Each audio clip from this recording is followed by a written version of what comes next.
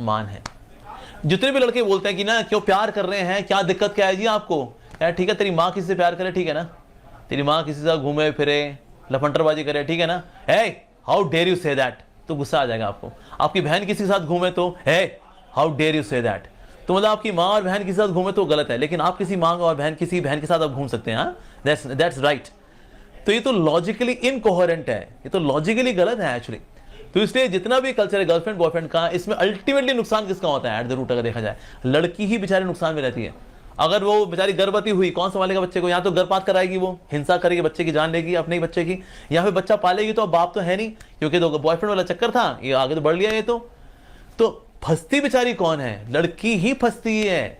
तो हम सोचे girlfriend boyfriend culture is very advanced culture, यहाँ जैसे लिव इन का आजकल हो गया, लिव इन है, अरे ये लिव इन का, ये जो कुत्ते बिल्ली होते हैं गली में घूम रहे हैं, ये लिव इन में होते हैं असल में। साथ में कुछ समय रहे, बच्चा पैदा हुआ, फिर कुत्ते ने किसी और कुत्ते को चुना, कुतिया ने किसी और कुत्ते को चुना, ये तो कुत्ते बिल्लियों का कल्चर है बाबा। तो इसीलिए ये कोई प्यार मोहब्बत वाला ये जो केस है, ये कोई एडवांस कल्चर नहीं है, हमें से कोई पसंद नहीं करेगा हमारी माँ और बहनें इसमें लगे, हमने हमारी माँ बहन खबरदार किसी ने आंख उठाई। क्या आपकी नजर में महिलाएं इतनी बेअक्ल हैं? क्या महिलाएं इतनी कम अक्ल हैं, उन्हें अपना अच्छा बुरा नहीं पता? क्या वो खुद जज नहीं कर सकती? क्या आज एक महिला देश की राष्ट्रपति हो सकती है, इस देश की महिला प्रधानमंत्री हो सकती है? लेकिन सुनिए ना, वो अपने आप सोच लेंगी ना, मतलब हर एक इंसान को, सनातन की तो खूबसूरती है ये ना कि सबको आजादी है। हमारे सनातन में ये परंपरा थी ना स्वयंवर की, कि आप खुद चुनते थे अपने लिए, तो आप भाई उनको चुनने दीजिए, उनकी अपनी इच्छा है, वो लिव इन में रहना चाहें, वो मल्टीपल बॉयफ्रेंड्स या पार्टनर्स रखना चाहें, या फिर वो एक सिंगल पार्टनर रखना चाहें, तो ये एक लड़की को भी चुनने दीजिए ना। मतलब इसमें जजमेंटल क्यों होना? बतौर स्पिरिचुअल गुरु आप जजमेंटल क्यों हो रहे हैं कि वो लिव इन में जो रहता है वो गलत है? बिल्कुल चुने, लड़की चुने ना। नहीं, स्पिरिचुअल गुरु आप क्यों जजमेंटल हो रहे हैं? जजमेंटल नहीं हो रहे, हम तो आपको फैक्ट्स बता रहे हैं, फैक्ट्स ये बताते हैं। यूरोप के अंदर मैं आपको फैक्ट्स बता रहे हैं, आप तो यूरोप के अंदर आता है 250 million pounds are spent to take care of these बेचारी मदर्स जो लिव इन में रही, प्यार कर बैठी, उनकी चॉइस थी। फिर लड़का तो लफंटर था, वो तो आगे चला गया, अब ये अपने बच्चे को लेकर बेचारी संघर्ष कर रही है उसको पालने के लिए। अमेरिका के अंदर $350 million are spent by government to take care of these ladies. Ultimately संघर्ष तो ये बेचारी करती है ना। अब बोले नहीं उनकी चॉइस है, मर रही है तो मरने दो ना उनको, हम क्यों मरने दें, हमारे परिवार का हिस्सा है वो। ना समझी में किसी के चक्कर में आगे बेचारी, ना समझी किसी से भी हो सकती है, लड़की से भी हो सकती है, लड़के से भी हो सकती है। तो अगर वो ना समझी में कोई भटक रही हो तो हम उसको जहां भटक, तेरी चॉइस है ये तो हम तो बल्कि हम उसको एलिनेट कर रहे हैं हम। तो इसलिए उसको बचाना चाहिए बेचारी को, नहीं तो बेचारी 35 टुकड़े होते हैं बेचारी के, फिर हम कहते हैं देखो तो गलत है, स्त्री का अपमान है। अरे तो लड़कियों को समझाना पड़ेगा कि कभी कभी तेरे से गलती हो सकती है बाबा, लड़के से भी होती है, लड़कियों से भी होती है, तो इससे उनको बचाना ही हमारा कर्तव्य है। हम बोले कि नहीं तो स्वतंत्रता है, करने दो। लड़कियों में बुद्धि तो होती है, आपने ऐसा बताया ना, हमारे राष्ट्रपति भी हैं, शी इज अ वुमन। सो क्या लड़कियों बुद्धि होती है? 100% होती है, लेकिन साथ साथ में इमोशंस भी होते हैं। तो कभी कभी लड़कियों में इमोशंस उनकी बुद्धि को ढक लेते हैं। अच्छा। इसलिए बेचारी धोखे भी खाती है। दुनिया में जितने धोखे होते हैं ना 80% लड़कियां खाती हैं। यस, क्योंकि लड़के लफंटर हैं और ये उनके चक्कर में just because he is good looking, उसने थोड़ा कुछ खिलाया पिला, लगा हाँ ये तो बहुत ही अच्छा लड़का है, उससे फीलिंग्स में आ करके बुद्धि को ढक लिया उसके इमोशंस ने, बिकॉज इमोशनल बीइंग तो है ना लड़की। तो इसलिए कभी कभी बेचारी गलत डिसीजन ले भी बैठती है। ये तो स्टैटिस्टिक्स से हम देखते हैं बेचारियां क्या होता है बेचारियों के साथ। तो हम नहीं, लड़के इमोशनल होते हैं लेकिन उनमें रैशनैलिटी ज्यादा होती है, ये तो हम सब जानते हैं। Biologically also psychologically men are more rational, ladies are more emotional. So उनमें इमोशंस है, तभी तो माँ कहलाती है। माँ का दर्जा सबसे ऊंचा क्यों है? Because she is emotional being. तो दृढ़ता लेकर के आना, हीरोइक क्वालिटी। दुर्गा भी सनातन में हुई है और काली भी सनातन में हुई है और पार्वती भी सनातन में हुई है और सीता भी सनातन में हुई है। अमोघलीला प्रभु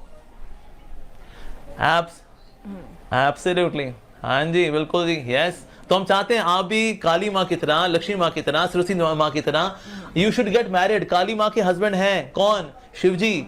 लक्ष्मी माँ के हस्बैंड हैं कौन? नारायण जी। अच्छा। सीता मैया के हस्बैंड हैं कौन? राम जी। ये लिव इन में रहनी है कि किसी के साथ? आपको फॉलो करना है इनको तो फॉलो करो ना, हम तो खुद ही कह रहे हैं फॉलो करो इनको। Why are you having your own different model? फिर बाद में दुख पाती हो बेचारी। अच्छा, तो संविधान हमें जिसकी इजाजत देता है, सनातन उसकी इजाजत नहीं देता। आपकी नजर में वो, सनातन की नजर में, बतौर धर्मगुरु आपकी नजर में वो ठीक नहीं है, लेकिन इस देश का संविधान है, देश संविधान से चलता है और महिला और पुरुष को अपने आप संविधान, हाँ, जीने का संविधान जो है, हाँ जी, यस यस यस, बिल्कुल जी। संविधान जो आपको जीने का हक देता है, आपको संवैधानिक अधिकार देता है कि आप एक मौलिक जीवन जिए, पवित्र जीवन जिए और किसी प्रकार के लॉ को ना तोड़ें। Living a lawful life is facilitated by संविधान। लेकिन हम लोग सिर्फ लॉफुली नहीं जीते, हमें लवफुली भी जीना चाहिए, हमें रिस्पॉन्सिबली भी जीना चाहिए, राइट। तो संविधान का इस्तेमाल करके मान लो कोई किसी के साथ बेचारी दुखी होती है, पर क्योंकि हमने, अब देखिए संविधान है क्या, संविधान के अंदर कुछ उसमें कोड्स हैं, so that people remain more moral on social platform. That's the purpose of संविधान अल्टीमेटली, राइट। लेकिन हम सिर्फ सिटीजन्स नहीं है, हम लोग साथ साथ में इमोशनल ह्यूमन बींग्स भी हैं। तो इसलिए बेचारी कोई अगर मॉरली कहीं भटक रही हो, किसी ने उसको फंसा रहा है, उसको कॉन्स्पिरेसी कर रहा है उसके खिलाफ, हम कहें नहीं जी देखिए उसकी स्वतंत्रता है, अब कोई बात नहीं, अब भटकती है तो भटकी पड़ी, संविधान के अनुसार तो ठगी कर रहे हैं ना। एज पर संविधान लिव इन में रहना देखिए वो उनकी चॉइस है। संविधान ये देखता है कि हिंसा तो नहीं हो रही ना, तो ठीक है भाई आपकी इच्छा है अब रहो, लेकिन साथ साथ में नैतिकता को भी देखना पड़ेगा, मोरालिटी को भी देखना पड़ेगा। नैतिकता को किनारे करके कोई संविधान में अगर कोई जुगाड़ ढूंढ ले अपना, दैट्स नॉट करेक्ट। संविधान का पालन भी करें, लेकिन साथ साथ में एक नैतिक जीवन भी जिए, ये भी बहुत जरूरी है। मेरा सवाल ये है कि इस्लाम के हिसाब से लड़कियों को लव मैरिज करने की इजाज़त है, और मेरा दूसरा सवाल ये है कि जो लड़कियां, नहीं एक मिनट, मेरा सवाल दूसरा, 1 मिनट की वक्त नहीं है, मैं बस वक्त की किल्लत है। एक सवाल पूछिए, दूसरा सवाल की लाइन के पीछे जाइए, लाइन के पीछे जाइए, वक्त रहा तो इंशाल्लाह मैं जवाब दूंगा।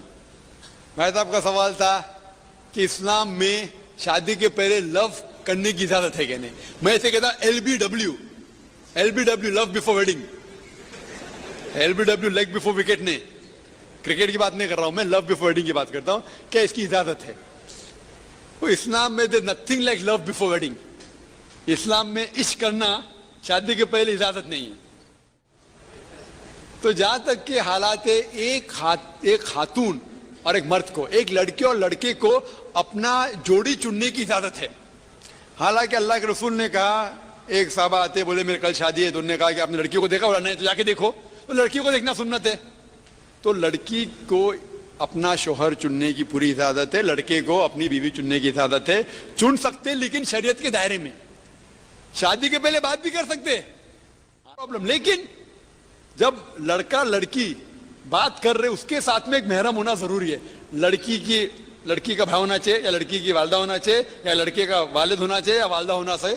क्योंकि अगर कोई महरम है तो उलट पुलट सवाल जवाब तो नहीं करूंगा, बराबर ना, दायरे में रहेंगे। नहीं, लेकिन लड़की के साथ पिक्चर देखना जाना चाहता हूं और आखिरी सीट में बैठना चाहता हूं, ये इजाजत नहीं है। हाँ, अगर कोई आपको इल्म मिला, हाँ एक लड़की है ये कॉलेज में बहुत परहेजगार है, ठीक है, आप उसको पैगाम पहुंचाओ सही तरीके से, नो प्रॉब्लम, बात कर सकते हैं, लेकिन साथ में महरम होना चाहिए, कौन ना कौन दूसरा आदमी, अकेले में नहीं मिल सकते आप। तो इसके दरमियान अगर आपको पता चले कि एक खातून है जो मुत्तकी है, या एक जन जाने के एक इंसान है मुत्तकी है और उनसे शादी करना चाहते हैं, तो सही तरीके से बिल्कुल कर सकते, ये इजाजत है। लेकिन घूमना फिरना और गैर इस्लामी काम करना ये हराम है। उम्मीद है कि जवाब। अस्सलाम वालेकुम जाकिर साहब, मेरा नाम संतोष सिंह है। मैं एक मुस्लिम लड़की से शादी किया हूँ कोर्ट द्वारा। मैं इस्लाम कबूल करना चाहता हूँ। मेरे माँ बाप मुझसे नाराज़ हैं, अपने घर से बेदखल कर दिए हैं। आज मेरे पास रहने का कोई सहारा नहीं है। आप सब मेरे भाई मेरे लिए दुआ करें कि मैं अपना मुसलमान बनने का फ़र्ज अदा करूं, और कोई एक मेरा अच्छा सा नाम चुन के रख दीजिए।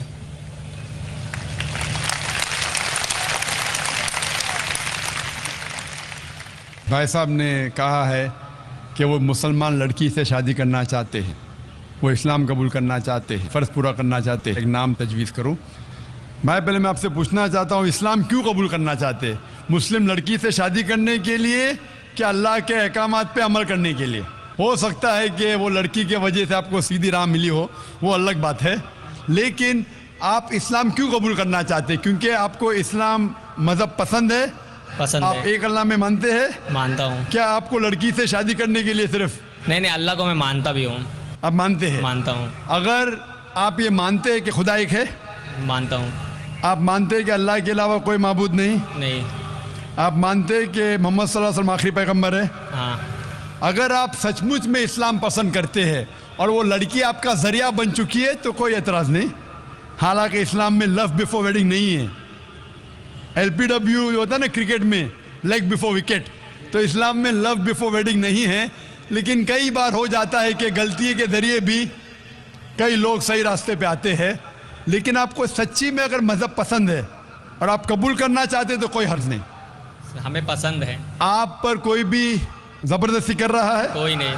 वो लड़की आप पे जबरदस्ती करे कि कबूल करो? ऐसा कोई बात ही नहीं है। ऐसी कोई बात नहीं। कोई आप पे जोर लगा रहा है? कोई नहीं, सब खुश है और हम भी खुश हैं, हमारे परिवार भी खुश है। माशाअल्लाह। तो अगर आप सचमुच इस्लाम को पसंद करते हैं और कोई आप पे जोर जबरदस्ती नहीं कर रहा और इस्लाम कबूल करना चाहते, बेशक कर सकते हैं। मैं अरबी में कहूँगा, आप उसको दोहराइए। जी। अशहदु अस्सदु अल्लाह अल्लाह इलाहा इलाहा इल्लल्लाह इल्लल्लाह व अशहदु वासदु अन्ना अन्ना मोहम्मदन मोहम्मदन अब्दुहु अब्दुहु व रसूलुहु। रसूलुहु। मैं गवाही देता हूँ मैं गवाही देता हूँ कि अल्लाह के अलावा कोई माबूद नहीं कोई माबूद नहीं और मोहम्मद सल्लल्लाहु अलैहि वसल्लम उसके बंदे और पैगंबर है। माशाअल्लाह, मुसलमान हो गए। आपने कहा कि मैं आपके लिए कोई नाम सजेस्ट करूं। जो नाम मेरे जहन में आ रहा है, आप अपना नाम बिलाल रख सकते हैं। जी। बिलाल। और मैं दुआ करता हूं कि आपकी जद्दोजहद को कबूल फरमाए और मैं दुआ करता हूं कि आपकी जो मुश्किलात है उसको हल करे। आपने कहा कि मैं घर से बेदखल हो चुका हूं, आपके पास घर नहीं है। मैं अल्लाह से दुआ करता हूं, लेकिन ये दुनिया जो है, ये ज़िंदगी इस दुनिया में बहुत छोटी है। कुरान में लिखा है सूरह मुल्क में चैप्टर नंबर 67 आयत नंबर 2 में, अल्लज़ी खलक़ल मौत वल हयाता, अल्लाह सुब्हानहू व तआला ने ज़िंदगी दी और मौत दी है ताकि इंसानों को परखे कौन इनमें से अच्छा है। ये ज़िंदगी बहुत छोटी है। आखिरत की ज़िंदगी हमेशा के लिए। ये ज़िंदगी कितने साल की? 50 साल, 60 साल। कोई इंसान 10 साल बाद मरता है, कोई 20 साल, कोई 60 साल, कोई 80 साल। एवरेज आता है 50 साल, 60 साल। आखिरत की ज़िंदगी तो हमेशा के लिए है। मैं दुआ करूँगा कि आखिरत के लिए अल्लाह सुब्हानहू व तआला आपके लिए एक घर रखे जन्नत में। जिस तरीके से बीवी आसिया जो फिरौन की बीवी थी, लिखा है सूरह तहरीम में सूरह नंबर 66 आयत नंबर 11, वो अल्लाह ताला से दुआ करती है। वो बीवी थी फिरौन की जो सबसे ताकतवर इंसान था, सबसे मालदार इंसान था। वो दुआ करती है अल्लाह से कि इस सारी दुनिया की जायदाद को मैं ठुकराना चाहती हूँ, इसके बदले में मुझे एक घर दो जन्नत में अल्लाह के करीब। तो पहले मैं दुआ करूँगा कि अल्लाह ताला आपको जन्नत में घर दे, और दुआ करूँगा कि इस दुनिया में जो दुआ है सूरह बकरा की सूरह नंबर 2 आयत नंबर 201 में, रब्बना आतिना फिद दुनिया हसनतों, कि अल्लाह सुब्हानहू व तआला हमें इस दुनिया और आखिरत दोनों में हमारे लिए अच्छा फरमाए। मैं दुआ करता हूँ कि आखिरत के अलावा इस दुनिया में भी जो भी आपकी मुश्किलात है, अल्लाह सुब्हानहू व तआला उसको दूर करे और आपको अमन की ज़िंदगी बसर करने की तौफीक फरमाए, इस दुनिया और आखिरत में भी। Hope the answer the question. Mike number 3 में खातून के शोबे में कोई खातून हो तो सवाल करें। जी हाँ भाई साहब, पूछिए। मेरा नाम BS गुप्ता, मैं एक एडवोकेट हूँ। 2 कम्युनिटीज़ जो भारत में रहती हैं जी, 2 कम्युनिटीज़ जो भारत में रहती हैं, मेजॉरिटी कम्युनिटी 80% जिसको कहते हैं हिंदूस और 20% मुस्लिम्स, उनके बीच में गलत या सही ये भावना है कि इस्लाम जो फैला था वो तलवार के ज़ोर से फैला था। हिस्टोरिकल फैक्ट है या ये मिथ है, कह नहीं सकते, लेकिन क्या ये सच है कि 3000 से 6000 तक हिंदू मंदिरों को गिरा के मस्जिद में बदला गया? क्या ये सच है कि स्पेशली औरंगज़ेब के वक्त में हज़ारों लाखों हिंदुओं को ज़बरदस्ती उनके जनेऊ काट के उनको मजबूर किया गया कि वो मुसलमान बने? नंबर 2, जो कि आज के समय के अनुसार एक सवाल मैं पूछ रहा हूँ, हिंदुओं पर हिंदू मैरिज एक्ट लागू है, जिसकी परिभाषा में सिवाय क्रिश्चियंस और मुस्लिम्स को छोड़ के बुद्ध, जैन को, सिखों को सबको शामिल किया गया है। क्या मुसलमानों का ये कहना नहीं बनता कि आप सबको शामिल करते हैं हिंदू मैरिज एक्ट में, इसका नाम बदल के एक ऐसा एक्ट बनाया जाए जो सब पे लागू हो, या इसके अल्टरनेटिवली एक यूनिफॉर्म सिविल कोड जो दोनों धर्मों के अच्छे टेनेट्स को शामिल करे, उसको लागू किया जाए। एक चीज़ मैं ये समझता हूँ कि मुस्लिम लॉ में जो विल है, जिसके अंदर ये लिखा है कि 1/3 से ज़्यादा कोई विल नहीं कर सकेगा, इसका मैं इनकॉर्पोरेशन अगर यूनिफॉर्म सिविल कोड बनता है तो मैं चाहूँगा कि वो हिंदुओं पे भी लागू हो। ये नहीं है कि हिंदू मैरिज एक्ट को अगर इंडियन मैरिज एक्ट में बदला जाए तो मुसलमानों पे लागू हो और हिंदुओं पे कोई चीज़ ना आए। मुझे इस्लाम में ये चीज़ बहुत अच्छी लगी।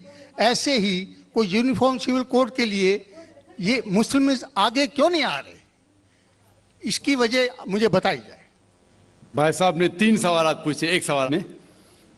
पहला सवाल के हिस्ट्री से पता चलता है कि इस्लाम तलवार के जोर पे फैला कि नहीं, लेकिन ये मुझसे पूछ रहे क्या ये हकीकत नहीं है कि 3000 से ज़्यादा मंदिरें गिराई गई थी और मस्जिद बनाए गए और बहुत से लोगों का कत्ल किया गया है। ये बिल्कुल गलत है, अफवाह है।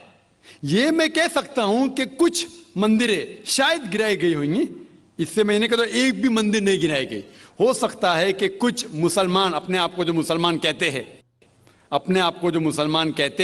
उनने आके कुछ मंदिरों को गिराया होगा और मस्जिद बनाया होगा, हो सकता है। लेकिन ये कहना कि 3000 से 6000 मंदिर गिराए गए, ये बिल्कुल अफवाह है, बिल्कुल गलत है, बेबुनियाद है, बिल्कुल बेबुनियाद है।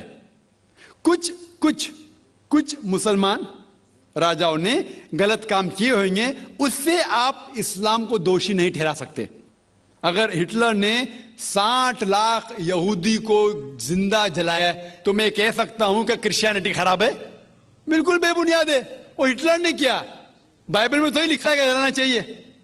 इसी तरीके से ये खाली अफवाह है। कुछ मंदिरों को शायद गिराया गया होगा, मैं ये नहीं कहता कि नहीं गिराया गया, लेकिन उसको छोटी चीज को लेके उछाला जाता है मीडिया में और किताबें लिखी जाती है। आप देखो टीपू सुल्तान के खिलाफ आ गए।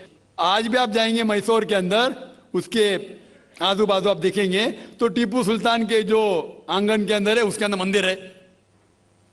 अगर आप ये कहते सच है कि 3000 से 6000 मंदिर को गिराया गया था, तो आप कैसे जिंदा बचे? आप कह रहे थे कि 1000 लोगों को कत्ल किया गया, आप कैसे जिंदा बचे? आप जिंदा बचे ये शहादत दे रहा है कि मुसलमान तलवार के जोर पे नहीं फैला। अगर ये सच होता था, आपने कहा हजारों लोग का कत्ल किया, कुछ लोग का शायद कत्ल किया। देखो हर मजहब में there are black ships in every community. कुछ लोग हर मजहब में खराब निकलते हैं, वो मजहब की गलती नहीं, वो मजहब के मानने वाले की। क्रिश्चियन में आपको कुछ खराब लोग मिलेंगे, मुसलमान में मिलेंगे, हिंदू में मिलेंगे। अभी आप देखेंगे हिंदुस्तान के मुसलमान कुछ लोग ड्रग में डील करते, ड्रग में धंधा करते। ड्रग तो हराम है इस्लाम में, करते तो उनको दोष देना चाहिए, इस्लाम को नहीं। इसी तरीके से आप जो कह रहे 1000 लोगों का कत्ल किया, ये बिल्कुल बेबुनियाद चीज है। कुछ लोग का शायद किया होगा, और ये ही सबूत है। मैंने मेरी तकरीर में कहा कि 80% से ज्यादा गैर मुस्लिम हिंदुस्तान में हैं। ये शहादत दे रहे हैं कि इस्लाम तलवार के जोर पे नहीं फैला। आप लोग को क्यों छोड़ा उन लोग ने? आप उनके रिश्तेदार तो नहीं थे ना, आपको क्यों छोड़ा? 800 मिलियन 80 करोड़ गैर मुस्लिम को छोड़ा क्यों उनने? क्यों छोड़ा? अगर दमी था हुकूमत की 1000 साल, सब लोग को मुस्लिम बनाते थे। इससे यह जाहिर होता है कि इस्लाम तलवार के बलबूते पे नहीं फैला। कई लोग, कई गैर मुस्लिम इस्लाम से मुतासिर होके उन्होंने इस्लाम कबूल किया।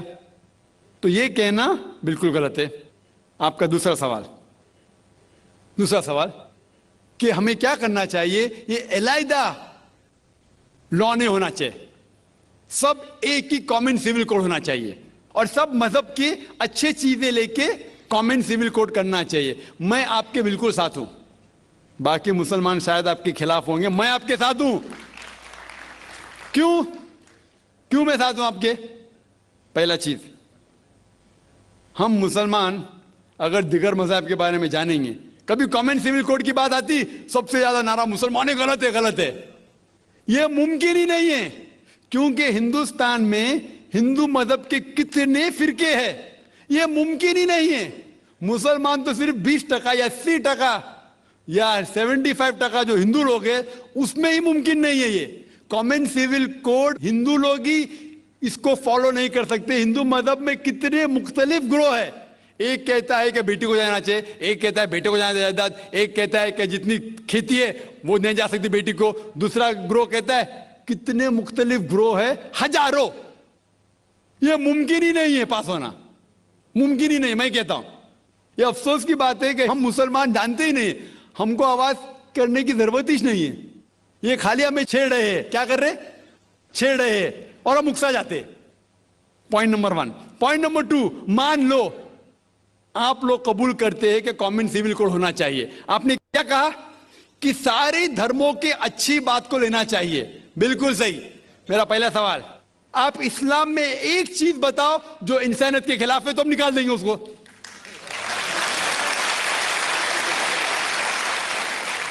आपका यह कहना बिल्कुल सही है कि बाकी मज़ाहिब की अच्छी चीजें जो है, मिसाल के तौर पे मैंने तकरीर की similarities between Hinduism and Islam, तो जो अच्छी चीजें हिंदुइज्म की मैं ले चुका हूं।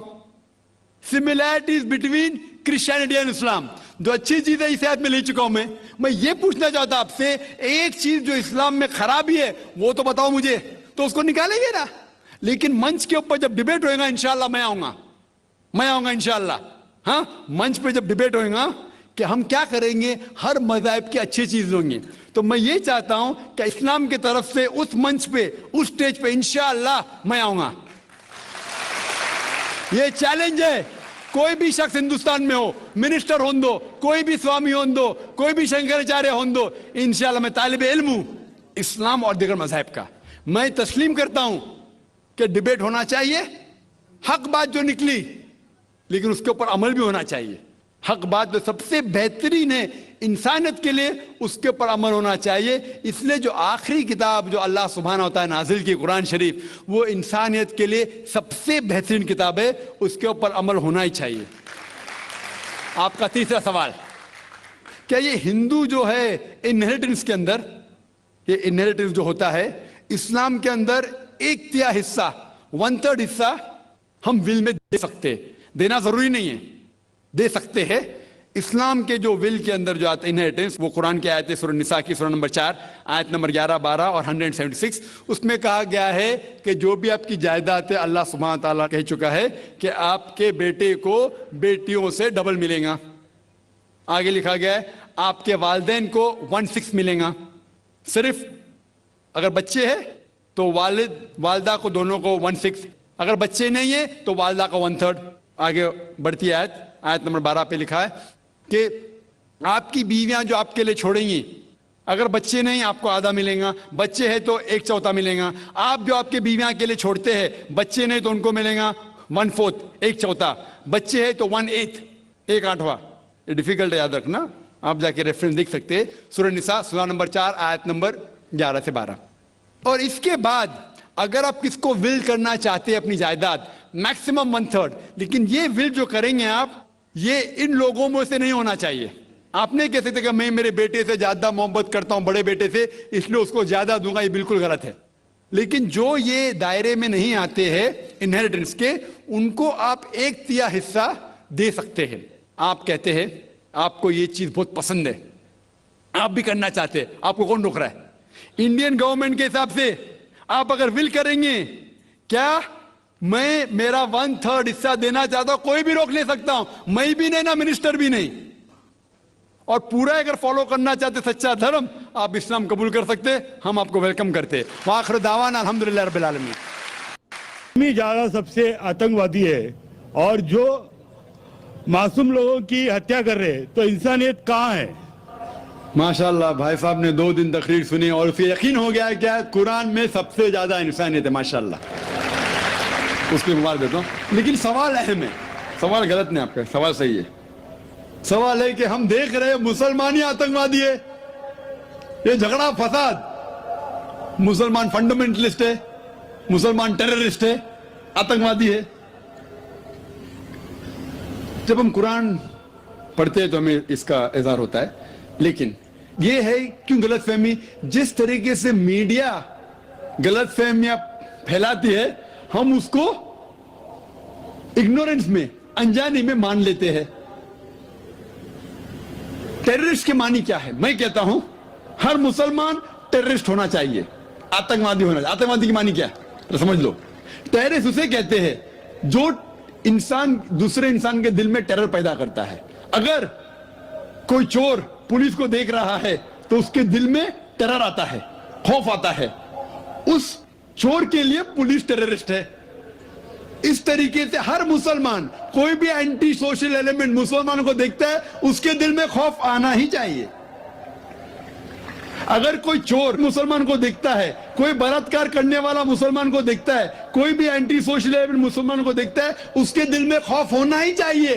कुरान मजीद में अल्लाह ताला फरमाते हैं सूरह अनफाल में सूरह नंबर 8 आयत नंबर 60 में, खौफ पैदा करो उन लोगों के दिल में जो लोग एंटी सोशल है, जो हक को इनकार करते हैं, उनके दिल में खौफ डालो। लेकिन सवाल यह है कि कई बार एक शख्स एक काम करता है, उसे 2 लक़ब दिए जाते हैं। मिसाल के तौर पे हिंदुस्तान 60-70 साल के पहले अंग्रेज हम पर हुकूमत करते थे, कई साल किया। बहुत से हमारे इस देश के हिंदुस्तानी थे जो इस देश की आजादी के लिए झगड़ा कर रहे थे। इनको अंग्रेज कहते थे आतंकवादी, टेररिस्ट। हम आम हिंदुस्तानी कहते थे देशभक्त, फ्रीडम फाइटर, पेट्रियट। वही आदमी, वही काम, 2 लक़ब, 2 टाइटल। अगर आप अंग्रेज की बात मानते हैं, अंग्रेज कहते हैं हमें इस देश पे हुकूमत करने का हक है। अगर उनको हक है तो ये लोग को हम टेररिस्ट बिल्कुल सही कहेंगे। लेकिन आम हिंदुस्तानी कहता है ये अंग्रेज तो तिजारत करने आए थे, इनको हम पे हुकूमत करने का क्या हक है? तो हम कहेंगे ये लोग हैं देशभक्त, फ्रीडम फाइटर्स, पेट्रियट्स। सेम आदमी, सेम काम, 2 लक़ब। वही आदमी, वही काम, 2 लक़ब। अगर आप अंग्रेज की बात को मानते हैं कि अंग्रेज को हक है इस देश पे हुकूमत करने का, हम मानेंगे कि वो आतंकवादी है, चाहे वो भगत सिंह हो या। लेकिन आम हिंदुस्तानी कहेंगे नहीं, ये तो देशभक्त है। तो आप किसके नजरिए से देखते हैं चीज को, फिर आप फैसला करेंगे वो आतंकवादी है कि देशभक्त। आपके हिसाब से भगत सिंह देशभक्त था क्या आतंकवादी था? सतीश भाई, देशभक्त आतंकवादी नहीं था ना? था के भगत सिंह देशभक्त था क्या आतंकवादी था? देशभक्त। हाँ, मैं भी समझता हूँ देशभक्त था। हम अंग्रेज की बात को नहीं मानते। तो जब अंग्रेज टेलीविजन पे कहते हैं, CNN BBC पे, कि मुसलमान आतंकवादी, आप क्यों मानते? सवाल वो नहीं है। मेरा जो सवाल था, आता हूं, मेरा पूरा जवाब मुकम्मल नहीं हुआ। जवाब मुकम्मल होगा फिर आपको मौका दूंगा मैं।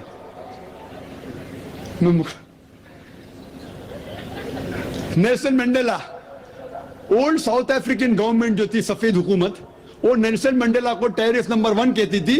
उसे अरेस्ट करके रॉबिन आइलैंड में 25 साल के लिए कैद कर दी। Terrorist number 1। जब नई हुकूमत आती है उसे छोड़ देती है, उसे प्रेसिडेंट बनाती है, टेररिस्ट बन जाता है प्रेसिडेंट। चंद साल बाद उसे नोबेल प्राइज फॉर पीस मिलता है। वही आदमी, वही काम। ऐसा नहीं कि पहले वो गलत काम किया, फिर अच्छा काम किया, फिर उसको अवार्ड मिला। वही काम के लिए जो पहली गवर्नमेंट ने कही थी, सफेद गवर्नमेंट ने, कि वो टेररिस्ट है, आतंकवादी है, नोबेल प्राइज कमेटी ने उसे नोबेल प्राइज दिया फॉर पीस, अमन के लिए। हैरत की बात है, जो आदमी आतंकवादी है उसको मिलता है नोबेल प्राइज फॉर पीस। जो आदमी का पावर है, जो आदमी वो कहता है, लोग उसकी बात को मान लेते हैं इग्नोरेंस के अंदर, अनजानी में। लेकिन कुरान कहता है सूरह इसरा में सूरह नंबर 17 आयत नंबर 81 में, वकुल जाल हक मज़ाक़ल बातिल इन्नल बातिल काना ज़हूक़ा। जब हक बातिल से टकराती है, बातिल का सर्वनाश हो जाता है। ब्रिटिशर्स अमेरिकन के ऊपर हुकूमत करते थे। अमेरिकन रेवोल्यूशन हुआ 18 सदी में। ब्रिटिशर्स कहते थे, मैं लंदन गया था 2 महीने पहले, वापिस से जाऊंगा 2 हफ्ते बाद। वो बॉम्ब ब्लास्ट हुआ था ना, बम ब्लास्ट हुआ था पता है 7 जुलाई को, तो लोग आए थे खराब है, मैं भी बोला ठीक है खराब है। तो वहां टोनी ब्लेयर आने वाले थे, वक्त नहीं मिला तो अपने चीफ ऑफ पुलिस को भेजे, बाद में मेयर आए थे। तो मैंने उनसे पूछा आपकी देश, इस देश ब्रिटिश गवर्नमेंट जब हुकूमत कर रही थी अमेरिकन गवर्नमेंट पे 18 सदी में, वो जॉर्ज वॉशिंगटन और बेंजामिन फ्रैंकलिन को टेररिस्ट नंबर 1 कहते थे, टेररिस्ट। उसके बाद जॉर्ज वॉशिंगटन बन जाता है प्रेसिडेंट ऑफ यूएसए, टेररिस्ट बन जाता है प्रेसिडेंट ऑफ यूएसए। वो गॉडफादर है, गुरु है किसका? जॉर्ज बुश का भी, ठीक है ना, जॉर्ज बुश का गुरु है। वो जो आतंकवादी आप कहते थे उसके शागिर्द के दोस्त भी आप है, क्या बात है? आपका नजरिया क्यों बदल रहा है? आप कहते थे टेररिस्ट चंद सदी पहले, अभी आप उनके दोस्त थे। तो हमें यह तहकीक करना चाहिए कि क्यों उसको वो लक़ब मिला। अगर जो 11 सितंबर को हुआ था न्यूयॉर्क के अंदर, आप जो कह रहे ना मुसलमान मुसलमान, उसके ऊपर जवाब तो अभी आ रहा है। ये तो खाली वो स्टार्टर्स बोलते ना, स्टार्टर्स, सूप पीते पहले तो जरा बराबर खाना खत्म होता है। मेन मील तो अभी है। मुझे एक शख्स ने पूछा था जब मैं ऑस्ट्रेलिया गया था और इंग्लैंड के अंदर भी, doctor Zakir Naik, do you consider Bin Laden to be a terrorist? क्या आप बिन लादेन को टेररिस्ट मानते हैं?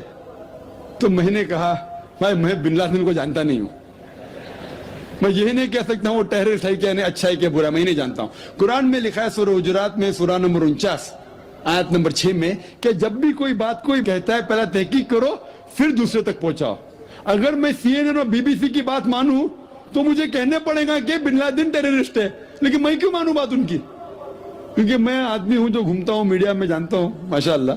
तो मैं कहता हूं ना बिन लादेन मेरा दोस्त है ना मेरा दुश्मन है, मैं नहीं जानता हूं। लेकिन अब ये मुझे पूछना चाहते हैं टेररिस्ट नंबर 1 कौन है, तो ये तो जानता हूं मैं, CNN जो अमेरिकन चैनल है, जॉर्ज बुश उसका प्रेसिडेंट है, गर्व से कहता है कि हमने हजारों अफगानिस्तान लोग को बम गिराए, कत्ल किए, इराक में हजारों का कत्ल किया, ठीक है। मान भी लो बहस के तौर पे बिन लादेन ने किया, मान लो, मैं नहीं कहता हूं, मान लो बिन लादेन ने किया कि 11 सितंबर को ट्विन टावर को अटैक किया और 3000 या 5000 लोग मरे। लेकिन अगर 3 या 4000 लोग मरे, 5000 लोग मरे, उसका यह मतलब नहीं होता है कि आप उससे डबल लोग को अफगानिस्तान में मारे एक आदमी की वजह से। कर सकते? अरे बिन लादेन को पकड़ के मारो ना, अगर मानना है तो। अगर उसने किया, सबूत है तो सबूत पूछते अफगानिस्तान गवर्नमेंट ने, मर दे कि सबूत क्या है, वो सबूत देता टोनी ब्लेयर को। है सबूत पूछ रहा अफगानिस्तान कि आप मुझे सबूत दो, सबूत क्या है तो हम उस पर तहकीक करेंगे, सजा देंगे उसको। वो सबूत देता मुशर्रफ को, पूछ रहा है। किधर का इंसाफ है ये?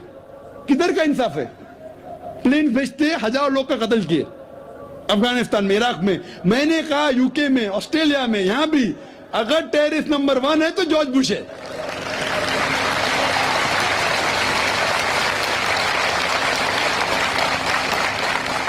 ट्विन टावर को किसने गिराया?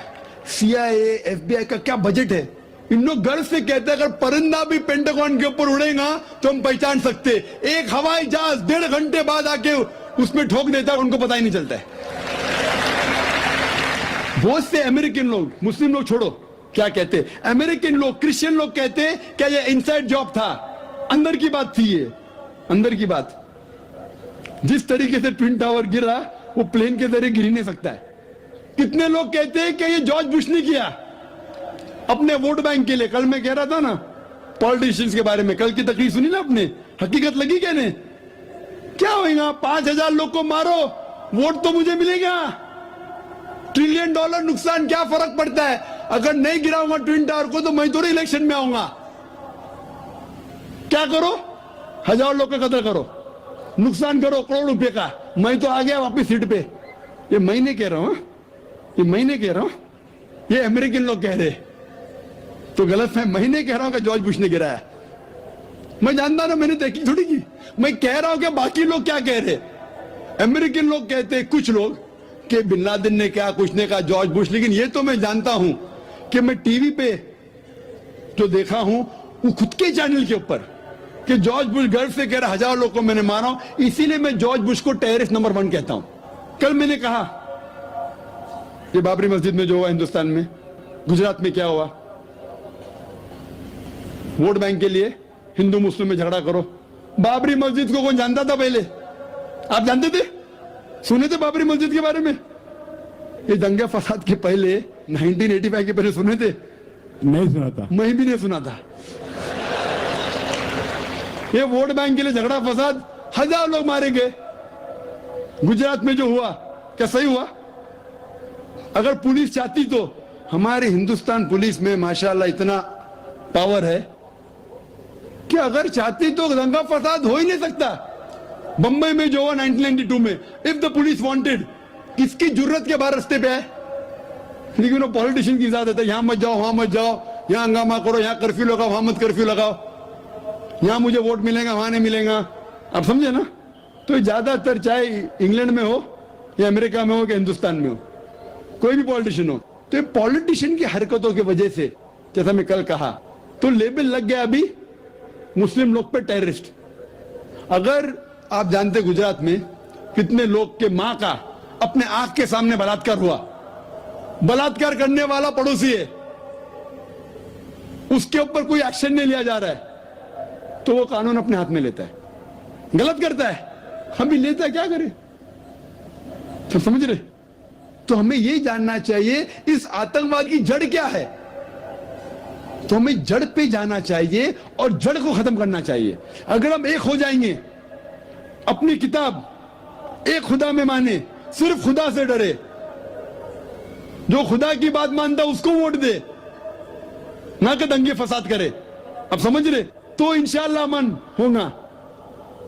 और आप देखेंगे इसके बावजूद, इतना होने के बावजूद, अमेरिका में एक न्यूज है कि 9 महीने बाद 11 सितंबर के बाद 34,000 अमेरिकन ने इस्लाम कबूल किया। क्यों?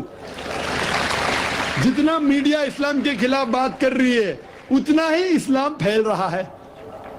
मैं जब तकरीर करने जाता था 11 सितंबर के पहले अमेरिका में, मजमा होता था माशाअल्लाह हजारों लोग का, ये अमेरिकन बहुत कम आते थे। अभी जाता हूं तो बड़ी तादाद है।